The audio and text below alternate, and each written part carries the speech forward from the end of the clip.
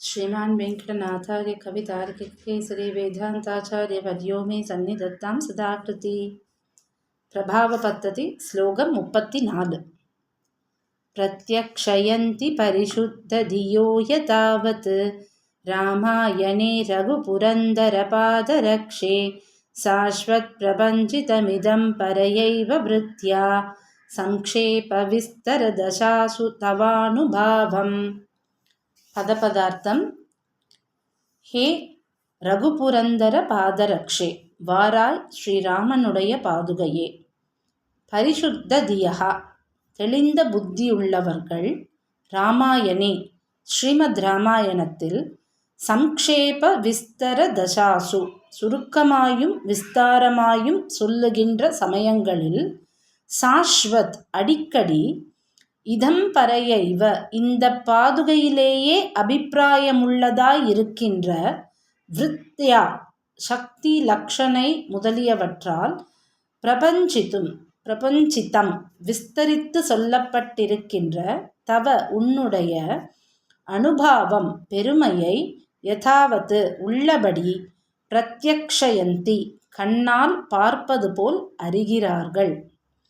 அதாவது இந்த ஸ்லோகத்தில் சுவாமி சாய்க்கிறது என்னன்னா, தெளிந்த புத்தியை உடையவர்கள், அதாவது பரிசுத்த தியகா, தெளிந்த புத்தியை உடையவர்கள் ராமாயணத்தில் இருக்கிற பாதுகையோட பெருமையை எப்படி அவ கேட்கறான்னு சொல்லலை, பிரத்யக்ஷயந்தி, கண்ணால் பார்ப்பது போல் பார்க்கின்றார்கள் அப்படிங்கிற.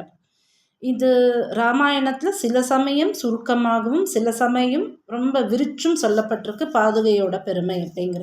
சம்க்ஷேப விஸ்தர தசாசு ரெண்டும் இருக்குது, சம்க்ஷேபமாகவும் இருக்குது விஸ்தரமாகவும். சம்க்ஷேப ராமாயணம்னே ஒன்று உண்டு, ராமாயணத்தை சுருக்கமாக சொன்னது. அதுலேயும் பாதுகையோட பிரபாவம் சொல்லப்பட்டிருக்கு. விஸ்தாரமாக சொல்லப்பட்ட வால்மீகியோட ராமாயணத்துலேயும் பாதுகையோட பிரபாவம் சொல்லப்பட்டிருக்கு.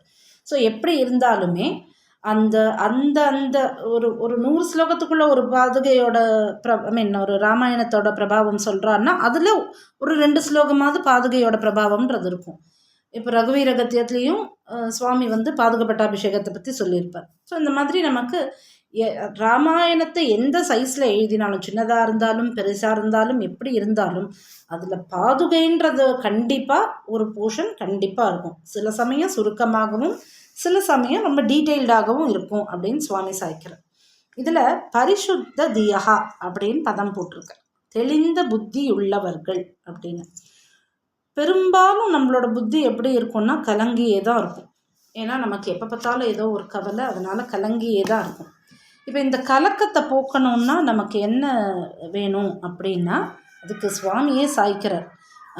திருமுக பாசுரம், சதாச்சாரிய அனுகிரகம், சத் சம்பிரதாயம், இது 3 இருந்ததுன்னா நமக்கு தெளிவான புத்தி இருக்கும் அப்படின்னு சுவாமி சாய்ச்சிருக்க.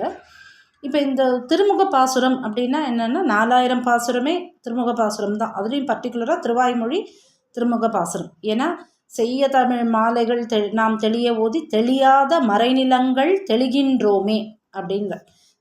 தெளியாத மறைநிலங்கள், வேதம் நமக்கு புரியறதில்ல. அப்பேற்பட்ட மறைநிலங்கள் நம்ம எதன் மூலமாக தெளிகின்றோம்? தமிழ் மாலைகள் மூலமாக, அதாவது இந்த பிரபந்தத்தின் மூலமாக தான் நமக்கு தெரியறது. ஆக திருமுக பாசுரம்ங்கிறது 4000 சொல்லும், திருவாய்மொழியை குறிப்பிட்டு சொல்லும். சதாச்சாரிய அனுகிரகம், நம்மளுடைய ஆச்சாரியனோட அனுகிரகம் இருந்து நமக்கு திருவாய்மொழியை படிக்கிற பிராப்தமும் இருந்து, சத் சம்பிரதாயம் அந்த ஒரு நமக்கு அந்த சம்பிரதாயத்தில் ஒரு ஈடுபாடு இருந்து நமக்கு அதுக்கான ஒரு சூழ்நிலை இருந்து அந்த ஹேபிட்டட்டில் நம்ம இருக்கோம் அப்படின்னா நம்மளோட மனக்கலக்கமானது தீர்ந்து போகும். அப்போ நமக்கு மனக்கலக்கமே இருக்காது. அப்படி மனக்கலக்கமே இல்லாதது தான் பரிசுத்த புத்தி. அப்படி இருக்கக்கூடியவா, இந்த மாதிரி பரிசுத்த புத்தி இருக்கக்கூடியவா, அவளால் ராமாயணத்தில் சொல்லப்பட்டிருக்கிற பாதுகையோட பெருமையை படிக்கலாம் இல்லை.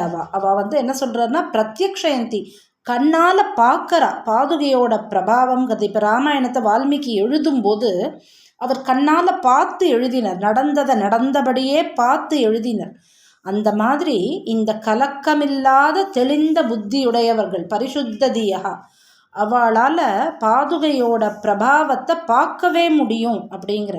இப்போது இந்த 3 விஷயம் சொல்கிறார் சுவாமி. திருமுக பாசுரம், சதாச்சாரிய அனுகிரகம், சத் சம்பிரதாயம்னு. இப்போ நமக்கு இனிமேல் அவர் பாதுகையோட பிரபாவம் சொல்ல ஆரம்பிச்சுட்டார், ஒன்றொன்னா சொல்ல போகிறார். இப்போ நமக்கு இது புரியணும். பாதுகையோட அந்த பிரபாவமானது நம் கண் முன்னால், நாம் கண்ணால் பார்க்குற மாதிரி இருக்கணும் அப்படின்னா நம்ம என்ன பண்ணணும்? நமக்கு திருமுக பாசுரம் இப்போ எதுன்னா பாதுகா சாஸ்திரம் தான் நம்மளோட திருமுக பாசுரம். ஆச்சாரிய அனுகிரகம்ன்றது இது சுவாமியோட அனுகிரகம் தான். சுவாமி தேசிகனோட அனுகிரகம் நமக்கு பரிபூர்ணமாக வேணும். சத் சம்பிரதாயம்ன்றது எது? இந்த சம்பிரதாயம். பாதுகே நீயே கதின்னு சொல்கிற இந்த சம்பிரதாயம் இது இருந்ததுன்னா இனிமே சொல்ல போகிற இந்த பிரபாவங்களானதை நம்மளாலையும் கண்ணாலேயே பார்க்க முடியும். அதாவது கண்ணால் பார்ப்பது போல் அப்படின்னா நம்ம இந்த பாதுக பிரபாவத்தை கேட்க கேட்க நம்ம இந்த ஸ்ரவண யஜ்ஞம் பண்ண பாதுகையோட பிரபாவமானதை நம்மளாலையும் உணர முடியும், கண்ணாலேயே பார்க்க முடியும் அப்படிங்கிறத சுவாமி இங்கே சாய்க்கிறார். இந்த தெளிந்த புத்தி நமக்கு வேணும் அப்படின்னா இந்த பாதுகா சகஸ்ரத்தின் மேலேயும் சுவாமி தேசிகன் மேலேயும் பாதுகே நீயே கதின்ற வார்த்தை மேலேயும் நமக்கு நம்பிக்கை இருந்ததுன்னா இந்த பாதுகா பிரபாவமானது நம் கண் முன்னாடி நமக்கு புரியுது அப்படின்றது இந்த ஸ்லோகத்தோட தாத்பரியம். கவிதார்க்கிக சிம்மாய கல்யாண குணசாலினிய ஸ்ரீமதே வெங்கடேசாய வேதாந்த குரவே நமஹ.